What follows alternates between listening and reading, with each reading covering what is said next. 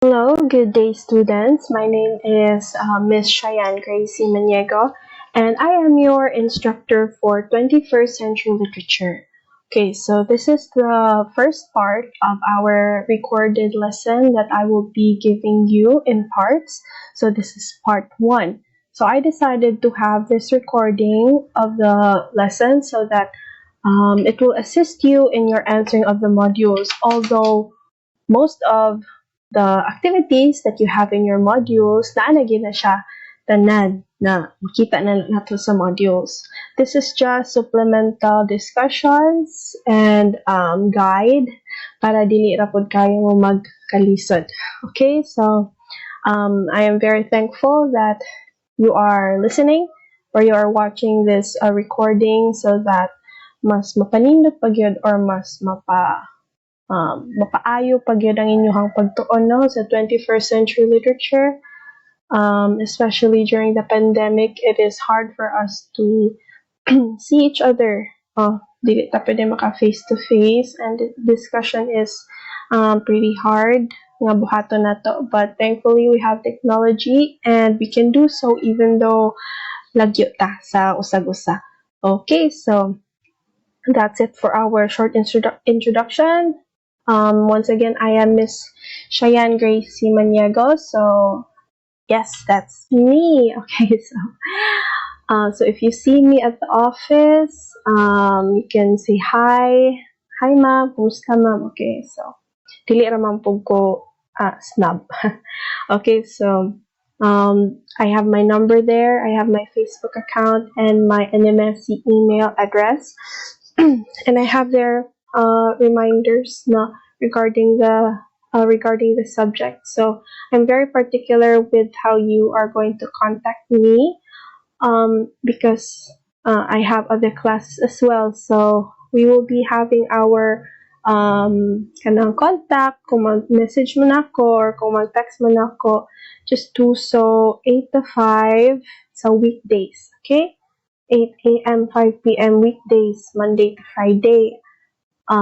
Beyond that, kung 5 p.m. above, gabiin na mo mag-text na ko or gabiin na mo mag-message na ko, sa'yo maka-reply pa mangyapon ko. Pero I cannot promise you a quick reply. Kaya syempre, dili naman na duty ni ma'am. And that also applies to weekends. Okay, so I hope nagkasinabtan na itaan na class. Dili mo masuko if dili ko maka-reply ninyo o lapas na sa ako ang oras. Okay? And then, lang na siya. I'm sure nga kabalo na mo aning mga other reminders, no? Kaning how to politely address your instructor, kung mag-message mo nila, no? Kaya basig mag-trending ka sa Facebook, guys, nga medyo rude ka mag-approach ni ma'am. Okay, so, I'm sure na kabalo na mo ani. It's common sense to show respect to others so that respect will also be shown to you. Okay, so 21st century literature.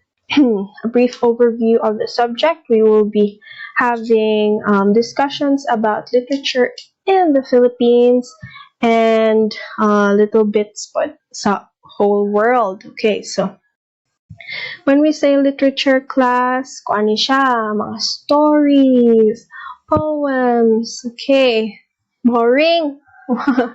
Okay, so I know that a lot of you or daghan sa ato nga mga students no nga boringan jud og mga story. Okay, so why is that we have this negative na connotation basta stories?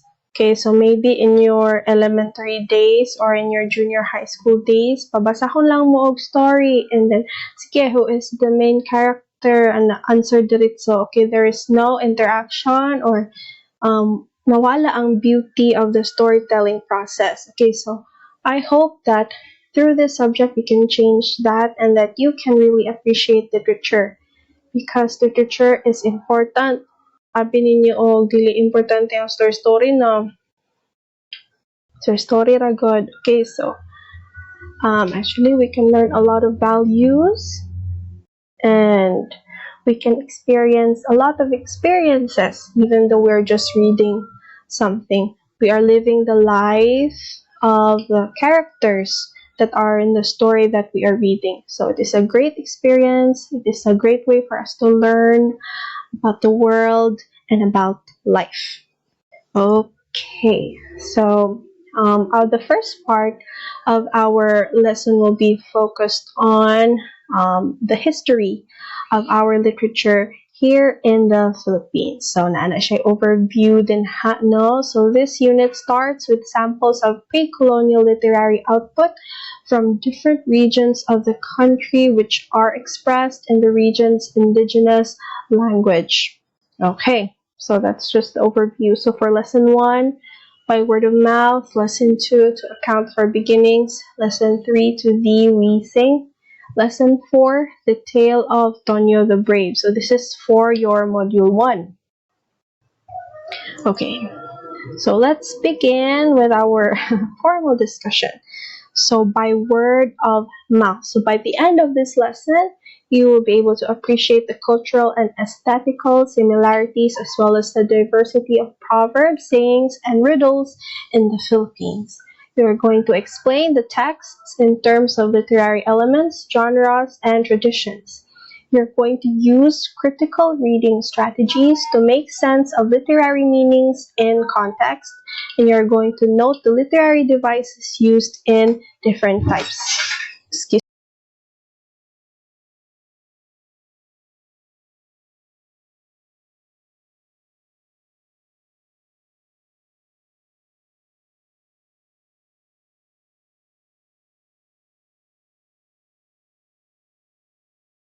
So, sorry for the interruption.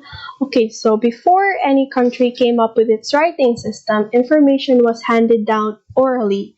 Okay, so way before we had a writing system, way before our civilizations had a way to communicate through writing, before we had kanang paper or pen, or sa pana din ha, no? Societies began sa pinaka-basic. Diba? So, even though it's very basic, we still had stories to tell or naatay mga experiences, no?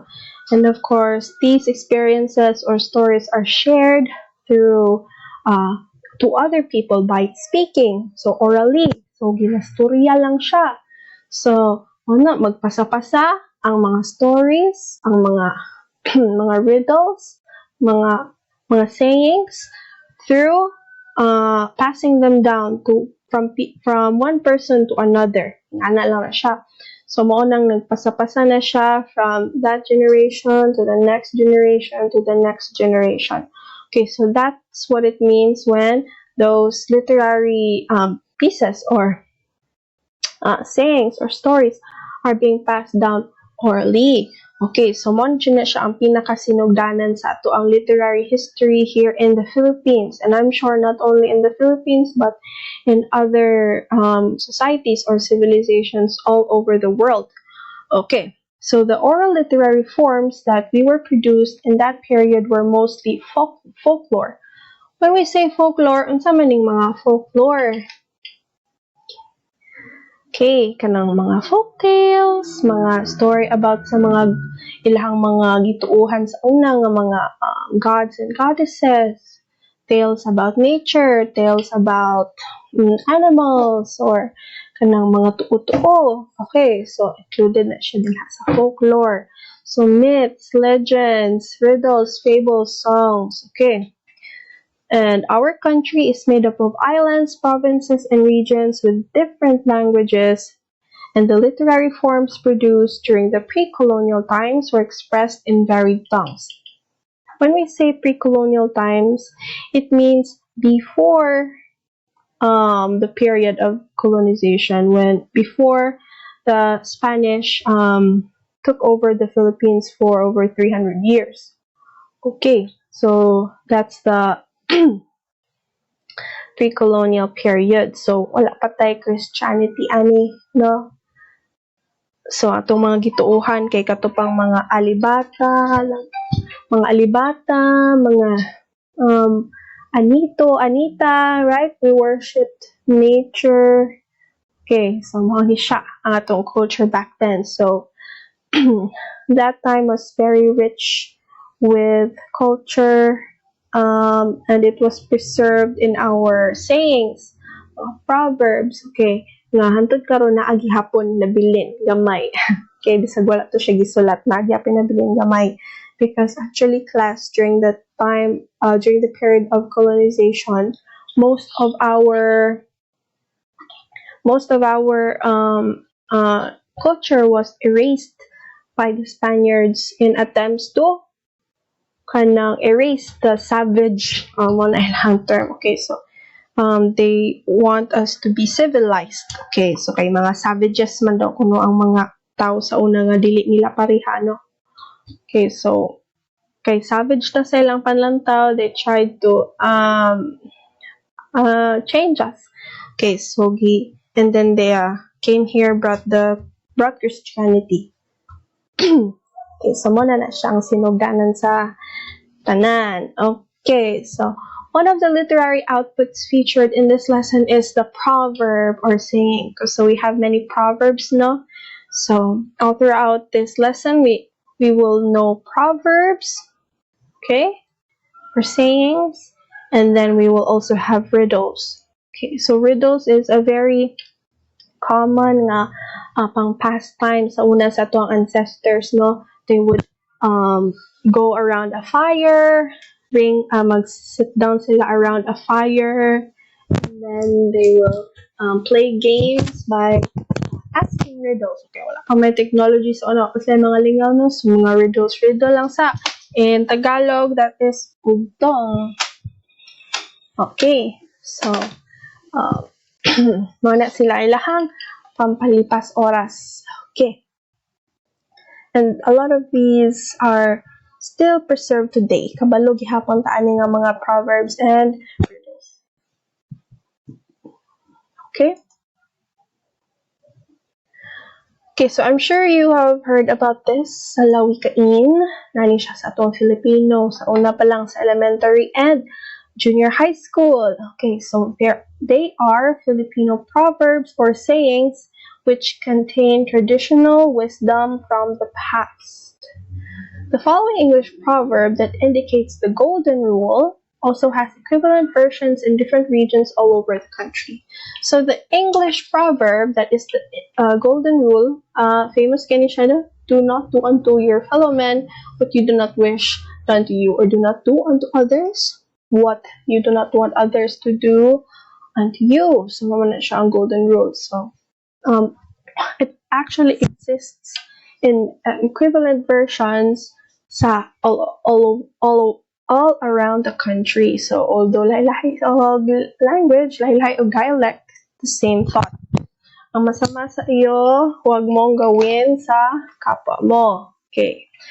And then we have this. We have Ilocano version, Cebuano, Bicolano, Pangasinense, Ivatan, and Ilonggo versions. Okay, so amazing kayo, no? Because even lahi-lahi ni, lagyo ni sila nga mga lugar, the same message or the same idea exists in all of these in all of these places, in all of these groups of people nani sa ilaha. Okay, so maka-amaze siya, no, that people makaingon jud ay tanga, people have the same experiences.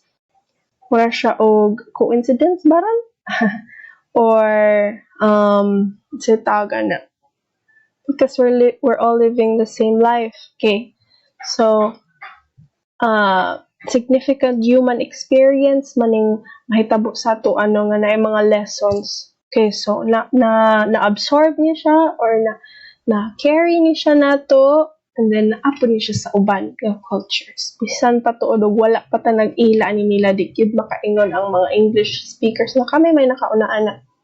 Actually napon niya siya sa ato. Okay.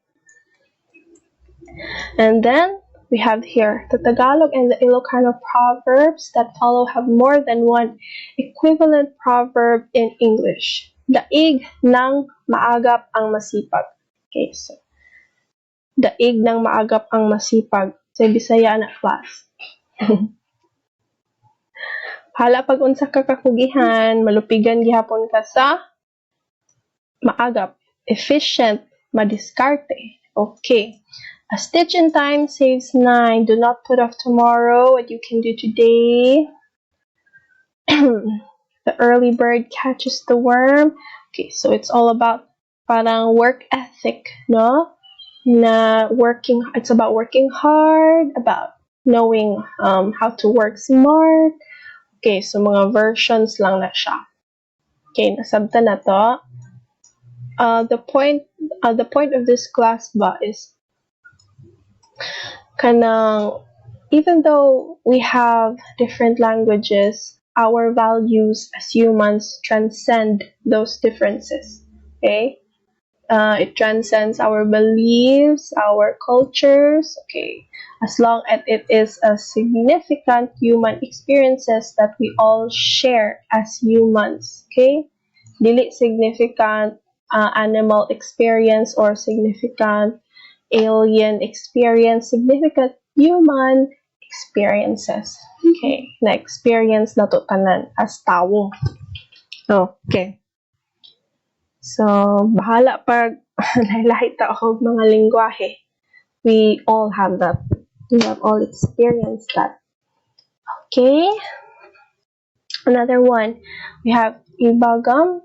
I'm sorry, class. I don't know Ilocano ha, but I'm going to attempt to read this. Ibagam ni sino ti amam or ti kaduam ta ibagak no sino ka. Okay, that's Ilocano. And in English, tell me who your father is, or tell me who your companions are, and I'll tell you who you are. Okay, so birds of the same feather flock together. Okay, same ra ang sense, no? Ang meaning niya na kung tag-ingna ko kung kinsa imuhang mga friends, kay maupod ka. Okay, birds of the same feather flock together. So, who you are is shown with the kind of company that you keep. Okay, yun siya ang essence niya or ang message. Okay, so pariharan no.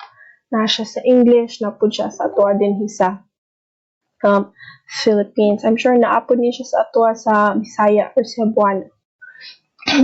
same thing lang ha. So I hope nasabtan ninyo ang thought. Ang thought niya nga sa ganito, we all share the same significant human experiences, or SHE. Mo na tong acronym. Don't forget this class. Okay, so the English translations of these proverbs in Bicol, Cebuano, and Tagalog have equivalent proverbs in English. Okay, mo na siya. Putusan mo man ang amo sa bulawan, amo man giraray. Wrap a monkey in gold, he will stay a monkey yet. Sag unsa pa daw kuno ka iputos mo sa unggoy gyapon. Bisan pagbulawan ang imong iputos sa unggoy gyapon daw eh. Okay, so ana siya, looks do not make a man. Okay, naa sa sulod no. Bahala pag unsa imong gisuot, sang imong sa kamahal ang imong sanina, unsa kamahal imong sapatos, bahala pa og sa kadiha naka Gucci or whatever. Okay. What's important is what's inside, kung unsa jud ka. Okay. Ano siya na? Pero sahay, nindot po class, no? Na magsuot po taong nindot.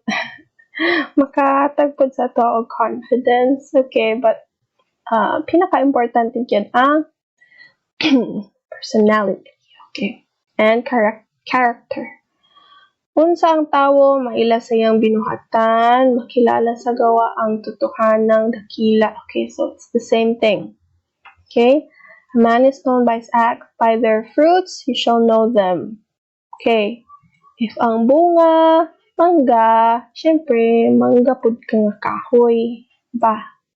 If ang imong bunga negative, ang imong gitanom negative. Okay? Kung magtanom po ka positive, okay, then you will also reap fruits of positivity. Diba? Okay, so literature ni siya tanan. They all give us lessons or thoughts na maka-reflect, makaponder ta sa ito ang alive. Okay. Okay, so this will be your first activity. Okay, so basahan lang ninyo class, ha? Dili na nato ni tagsa-tagsaon. We will answer this. Okay. Hining. Okay, so dili na ta. Noting and appreciating literary craftsmanship. Okay, so when we are writing something or mga literature, poetry, or sa panaog, naagay magsulatan na, dili man na kay magsulat lang na po na siya art. Okay, mo ni ang naka-different sa literature o kanang simple na magsulat lang og so baka na dira sulat lang ka usag unsa. Okay, so what differentiates literature from all those other forms of writing is that literature has art.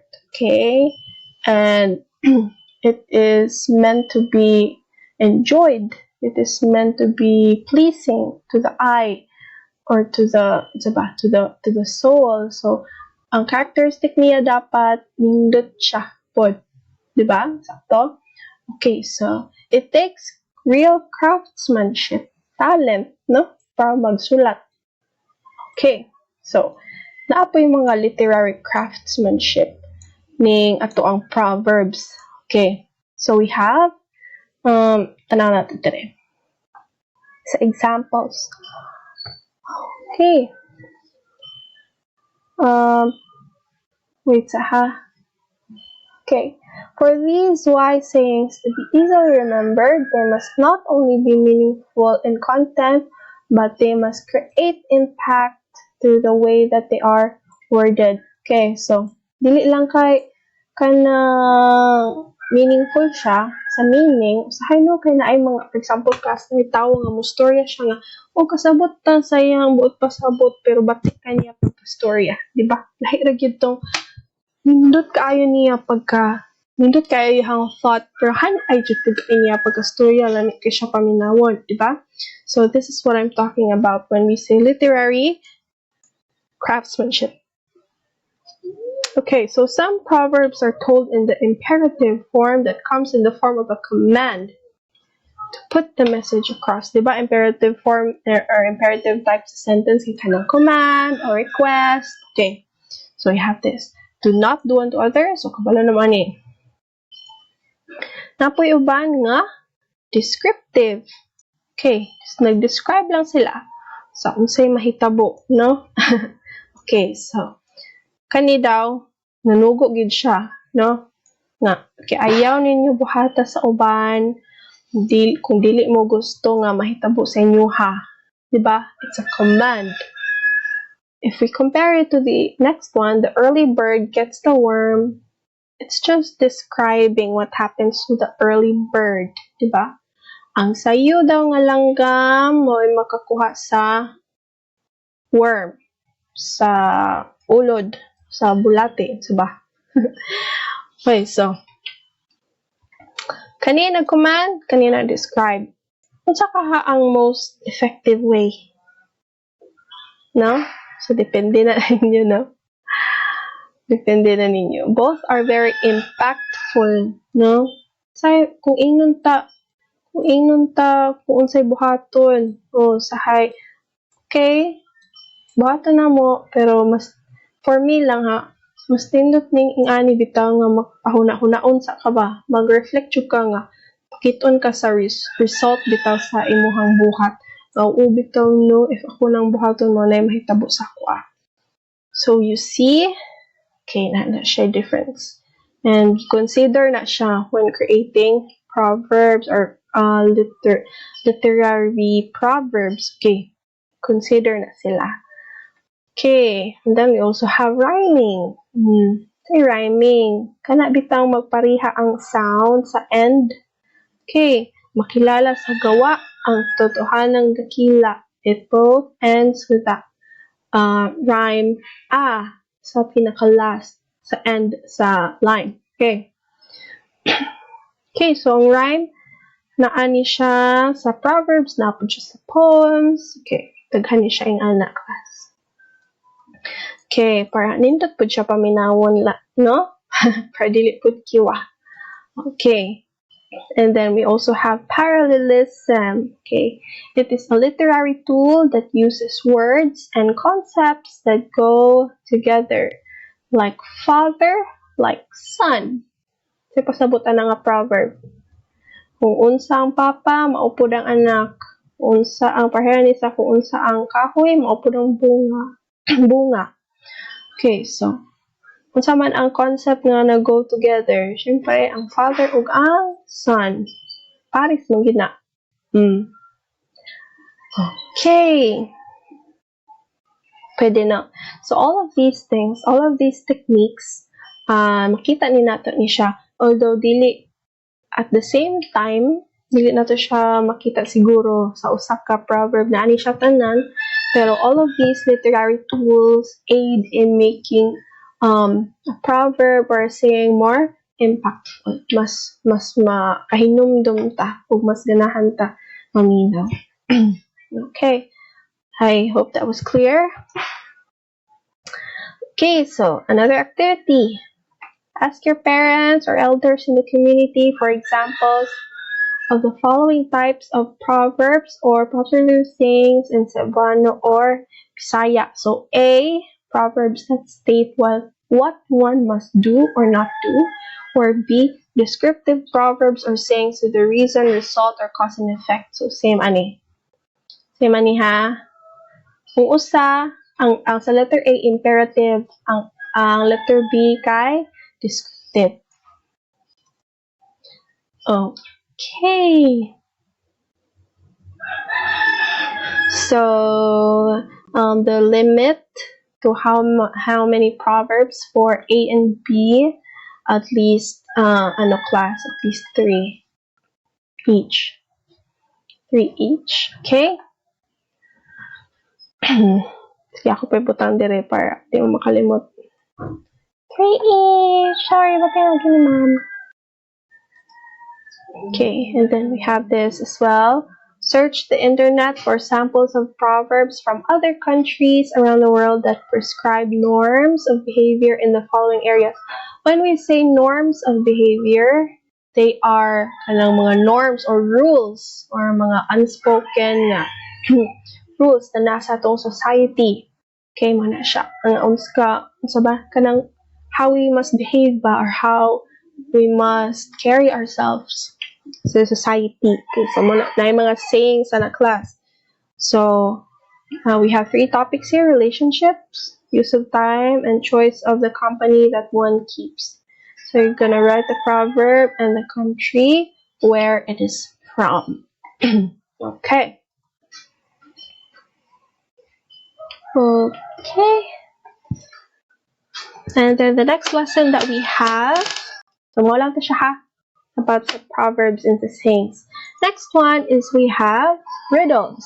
Okay, so kauban lang ni sila sa proverbs and sayings. Difference lang no is riddles, na siya gi-expect na answer. Okay, so it is describing something, an object, a person, place, or sa baka na ngayon you describe. And the objective of a riddle is that you will guess what it is. Ako depende sa giun sa pag-describe. Okay, so as I said earlier, no, this is a kanang famous pastime before our ancestors had anything else to do. Okay, so man ilahang pagabuhaton class mag-riddle sila. So daghan tani no? Sa Bisaya, Ilocano, Ibanag, Tagalog. Remember mo sa inyong elementary nga mag-contest gani-ani og mga riddles sa tong teacher, no? So I'm sure daghan mong nahibaw-an. Okay, so pwede ninyo sira, no? Pwede din, I will check that. And then, napoy descriptive na and problem-solving riddles. Which one is describing and which one is giving a problem to solve? 1 or 2?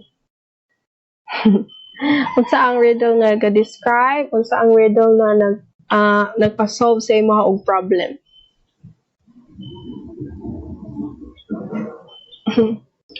1 or 2? Kung describe daw, kanang mag-describe lang siya. Mag-describe siya sa object or sa ba. And ang problem to solve, magdaga, palibog-libogon yun mo utok. Muna siya class, ang problem to solve. Okay, so asaan na? 1 or 2? Okay, so kamo na bahala na, ha? And then, nata din pair up with a friend or family member. Same lang, family member. Okay. Or mama, papa, mga igsunin mo. Oh. But before that, you are going to collect 5 to 8 Philippine rare riddles. And then you're going to pair up with a friend or family member, record a video of you asking them the answer to your collected riddles as if in a game. So, magdula lang mo class. Magbugtong mo sa ilaha o ilahang ansiran if kabalo ba sila. Okay? As simple as that. And then you will send it in the group chat. Okay, so that's it for our lesson 1.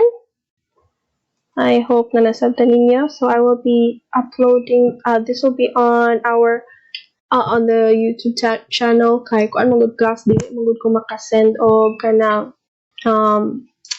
dagko kayo nga video file sa messenger mo nang dito na lang ako i-upload basig mo ingon mo na ni si ma'am oy kay basig mangwarta ni si ma'am mo nang ibutang sa YouTube wala gyud taon class bahalag dili mo mag-subscribe sa school man pud siya nga email para lang gyud ni nga atay way nga maka-discuss sa inyo ano.